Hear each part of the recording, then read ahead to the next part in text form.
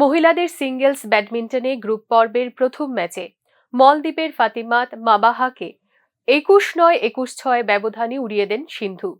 মাত্র 29 মিনিটে ছিনিয়ে নেন কাঙ্ক্ষিত জয়। বিশ্ব ক্রমতালিকায় 111 নম্বরে থাকা 25 বছরের প্রতিপক্ষকে প্রথম থেকেই চাপে রেখেছিলেন সিন্ধু।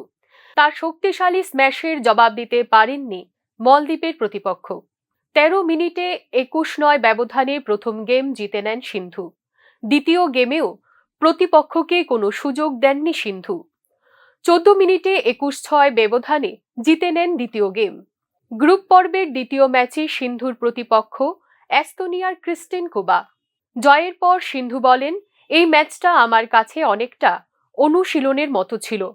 প্রথম থেকেই জয় নিয়ে আত্মবিশ্বাসী ছিলাম। কোর্টে কিছুক্ষণ সময় কাটালাম। রিও অলিম্পিকে রূপো ও টোকিও অলিম্পিকে ব্রোঞ্জ পদক জেতা পিভি সিন্ধুর লক্ষ্য প্যারিস অলিম্পিকে দেশকে সোনা এনে দেওয়া। Bureau report, news now.